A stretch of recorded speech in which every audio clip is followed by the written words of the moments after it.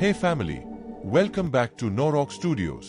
Film की शुरुआत होती है एक स्पेसशिप को दिखाने से। स्पेसशिप के अंदर जो पूरी रिसर्च टीम है, वो सारे पैसेंजर्स मुसाफिर 90 साल के बाद अपने नींद से जागे। इस स्पेसशिप का मिशन यह था कि वो इस पूरे टीम को जमीन जैसे दूसरी प्लेनेट पर पहुंचाए, जिसमें उसे अभी भी 90 साल का सफर तय करना है।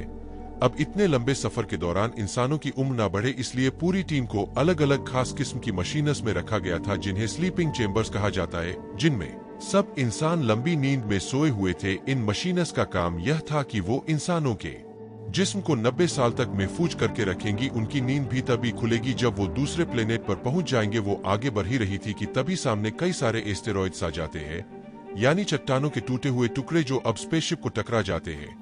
पर यह स्पेसशिप काफी एडवांस मजबूत थी। एस्टेरॉइड्स की टकराने से इसका रिपेयरिंग सिस्टम एक्टिवेट हो जाता है, जिससे हालांकि स्पेसशिप में कुछ खराब बात तो हुई, लेकिन वो खुद को बिल्कुल ठीक कर देती है। ऐसा होने से शिप बंद हुई और अगली ही पल रीस्टार्ट हो जाती है। पर इस टक्कर की वजह से एक पैसेंजर के स्लीपिंग चेंबर की लाइट ऑन हो गई। देखते ही देखते उसका चेंबर खराब हो गया। उसके पूरे जिस्म से मशीनस हटने लगी। स्पेसशिप अपना 30 साल का सफर कर चुकी थी और अब वो अपनी 30 साल की गहरी नींद से जाग जाता है। इसका नाम जिम था। वो उठकर आगे बढ़ा। अब पहले पहले तो उसे काफी चक्कर आ रही थी, लेकिन कुछ ही देर में वो बिल्कुल नॉर्मल हो जाता है। अब जिम उस हॉल में जाता है जहां सफर खत्म करने के बाद सारे पैसेंजर्स ने जमा होना था, क्योंकि यहाँ इनकी तब मीटिंग होने वाली थी। मगर जाहिरा उसने देखा कि इस हॉल में कोई भी नहीं। वो पूरे स्पेसशिप में बाकी सभी पैसेंजर्स को ढूंढने लगा, लेकिन उसे अपने अलावा वहां कोई भी नहीं मिला। वो कंट्रोल रूम में मदद मांगने के लिए जाने लगा, पर उसका दरवाजा लॉक था, क्योंकि इसे कंट्रोल रूम के मेंबर की आईडी से ही खोला जा सकता था या फिर टीम के हेड की। इसलिए अब जिम सिस्टम से ही अपनी लोकेशन की डिटेल्स निकलवाए, ताकि वो पता कर सके कि इस वक्त स्पेसशिप कहाँ है। जहां उसे पता चल गया कि वो अपनी मंजिल यानी उस प्लेनेट से 90 साल दूर है, यानी कि वो 90 साल पहले ही जाकर अपने स्लीपिंग चेंबर से एक्टिवेट हो गया है। वो काफी मायूस हो गया, वहां से जाने लगता है। मगर तभी उसकी नजर सामने गई। उसे लगा कि वहां कोई इंसान है, तो जिम उस तरफ ही जाने लगा, जहां उसे पता चला कि वो इंसान नहीं बल्कि इंसानी शक्ल वाला रोबोट है।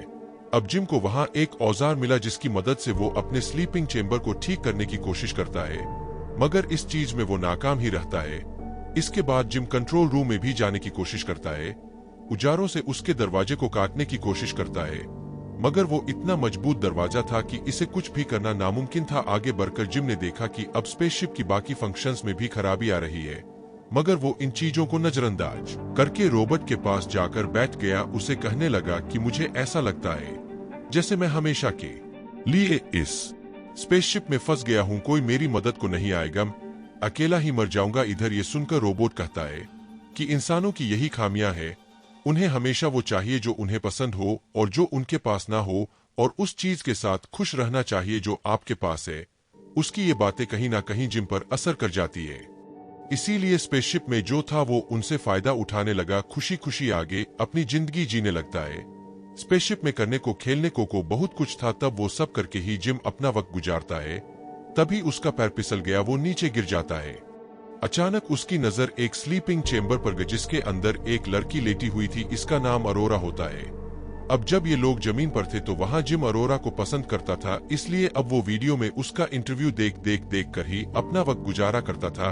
अब उसके दिमाग में यह आता है कि मैं अरोरा को भी नींद से टाइम से पहले ही जगा देता हूँ। अब वो जानता था कि यह करना गलत है, मगर आखिर में वह इस फैसले पर पहुंचा कि मैं अरोरा को नींद से जगाऊंगा। अब क्योंकि उसके बाल और शेव काफी बढ़ गई थी, तो वो अपने बाल कटिंग करने लगता है, जिसके बाद अपना औजारों वाला बॉक्स लेकर अरोरा के चेंबर के पास आ जाता है। वो एक औजार से उसके चेंबर के सिस्टम को करंट दे देता है। ऐसा करने से चेंबर खराब हुआ खुल जाता है, मगर इससे पहले उसकी आंखें खुलती वो अपने पास जिम को देखती वो अपना औजारों वाला बॉक्स लेकर भाग जाता है। सभी औजार किसी जगह पर छुपा देता है, ताकि अरोरा को यह बात पता न चल सके कि उसके साथ ऐसा मैंने किया है। जिसके बाद अरोरा अपनी नींद से जाकर आगे बढ़ी, और अब जब दोनों का आमना सामना हुआ तो अरोरा उसे पूछती है कि टीम के बाकी लोग कहाँ पर है, कोई नजर नहीं आ रहा। इस पर जिम उसे बता देता है कि तुम्हारा और मेरा स्लीपिंग चेंबर खराब हुआ है। साथ ही वो घबरा भी रही थी, इसलिए वहां जाकर देखती है जहां सबकी चेंबर्स रखी हुई थी। वो देख लेती है कि जिम सही कर रहा था। यह देखकर अरोरा कंट्रोल से बाहर हो जाती है। तब जिम उसे संभालता है, कहने लगा कि अभी तुम आराम कर लो, इस बारे में हम कल कुछ कर लेंगे। अगले दिन दिखाया गया कि अरोरा मशीन से अपना खाना लेती है, जहां मशीन ने उसे ढेर सार अलग अलग तरह का खाना दिया था, क्योंकि वो गोल्ड क्लास की पैसेंजर थी, हमेशा अलग अलग चीजें खाया करती थी। अब जब उसे पता चला कि जिम इतने सालों से एक तरह का ही खाना खा रहा है, तो वो अपनी आईडी से जिम को भी गोल्ड क्लास का खाना निकाल कर देती है। अब अरोरा भी कंट्रोल रूम का दरवाजा तोड़ने की कोशिश करती है, मगर वो भी ऐसा नहीं कर पाती, जो देखकर अब अरोरा को भी यही लगने लगता है कि हम यहाँ पर फंस गए हैं। तो अब वो अपनी किताब लिखकर उसे पूरा करने का फैसला करती है, जिसके बाद अरोरा उससे पूछती है कि यहाँ पर करने का कुछ है। इस पर जिम के कहता है कि हाँ, डांस कर सकते हैं, खेल सकते हैं और भी कई सारी चीजें। ये लोग डांस को चुनते हैं, जो एआई सिस्टम इन्हें डांस करना सिखाती है, जिससे ये लोग एंजॉय करने लगते हैं। खूब इन्होंने डांस किया, दोनों ही काफी खुश थे। ये लोग स्पेस की शेयर भी करते हैं, इन्हें बहुत मजा आया करता था और अब धीरे धीरे इनकी दोस्ती हो जाती है। दिखाया गया कि स्पेसशिप अब एक काफी बड़े तारे के पास से गुजरती है, जो बहुत चमकदार था, इसलिए काफी खूबसूरत लग रहा था। उसके अंदर से चिंगारियां जैसी आग निकलती है। अब अगले दिन अरोरा, जिम और तीनों मिलकर अरोरा की बर्थडे मनाते हैं। यहाँ जिम उसे अंगूठी गिफ्ट करना चाहता था, ताकि वह बता सके कि मैं तुम्हें पसंद करता हूँ, मगर बातों ही बातों में रॉबर्ट के मुंह से यह निकल जाता है कि अरोरा, तुम्हें स्लीपिंग चेंबर से जिम ने निकाला है, ना कि तुम्हारे चेंबर में खराबी हुई थी। यह जानकर अरोरा काफी दुखी हो गई। वो बहुत ज्यादा रोने लगती है, क्योंकि जिस पर उसने सबसे ज्यादा भरोसा किया, उसने उसे धोखा दिया था। वो जिम से इतना नाराज हो गई कि बात करना ही छोड़ देती है।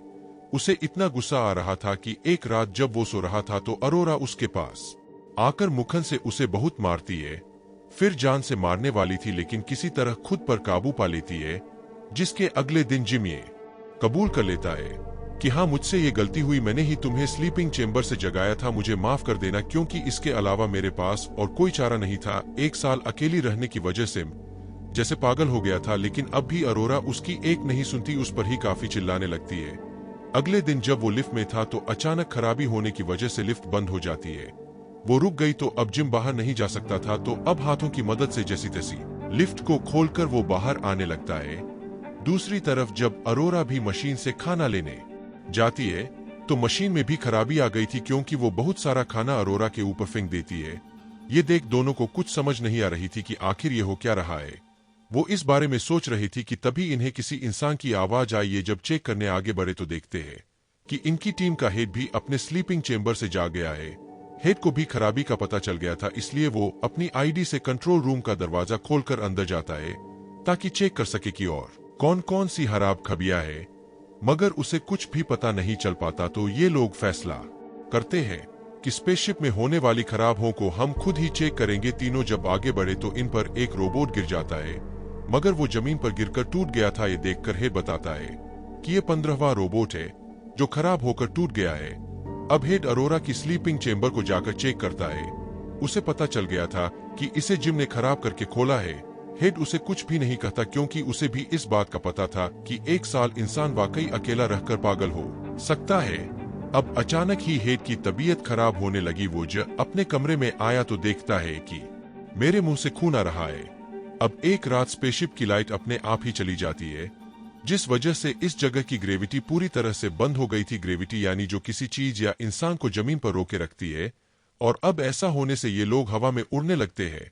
अरोरा जो पूल में थी, लाइट बंद होने की वजह से एक काफी बड़े पानी के बबल में आकर फंस गई थी। वो बाहर नहीं निकल सकती थी, तो अंदर रहकर उसका दम घुटने लगा। उसकी हालत खराब होने लगी थी, पर इससे पहले उसकी जान चली जाती। स्पेसशिप रीस्टार्ट हो जाती है, क्योंकि बिजली वापस आ गई थी। ऐसा होते ही अरोरा भी पुल से बाहर आ गई, और जिम जो उड़ रहा था वापस अपने बेड पर आ जाता है। जिसके बाद ये तीनों खराब एआई सिस्टम में देखने लगते हैं। ये पता चला कि शिप में तो बहुत सारे मसले हैं। अब ये लोग पावर सप्लाई वाले एरिया में आए थे, जहां बिजली की पूरी स्टोरेज थी, पर यहाँ आकर हेड बेहोश हो जाता है।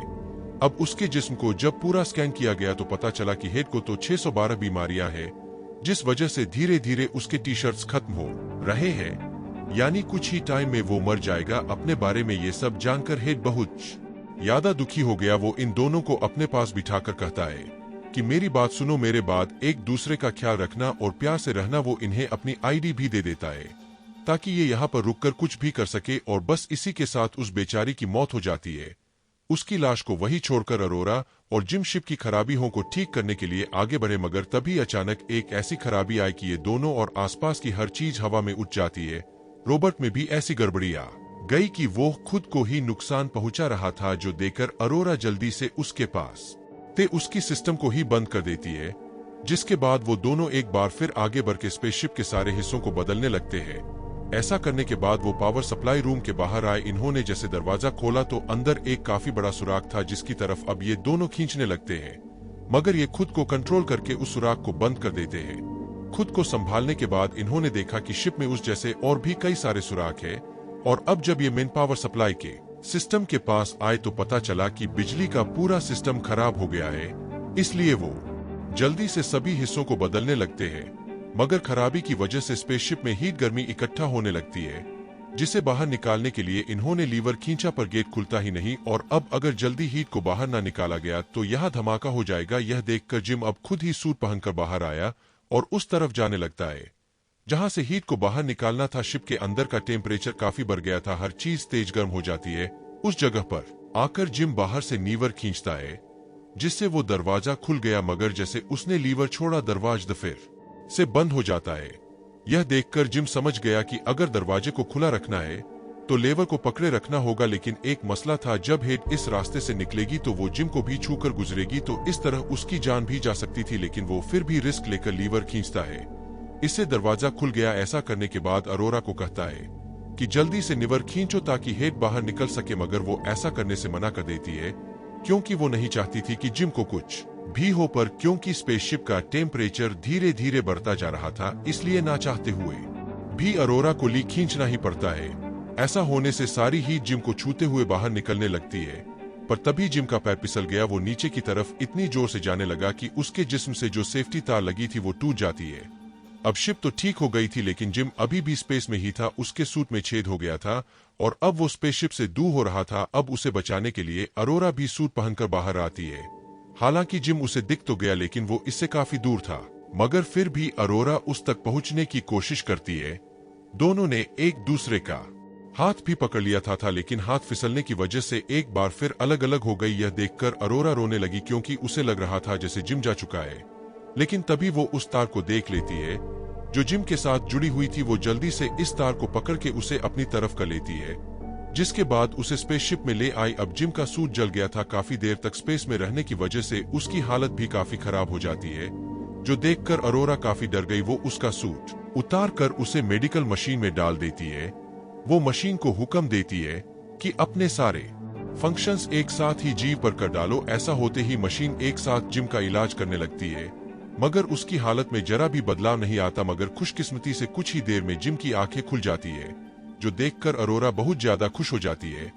जिम की हालत बेहतर होते ही ये दोनों पूरे स्पेसशिप को ठीक कर देते हैं, जिसके बाद इज्जत के तौर पर हेड की लाश को कपड़े पहनाकर बैज लगाते हैं और उसे स्पेसशिप में छोड़ दिया जाता है।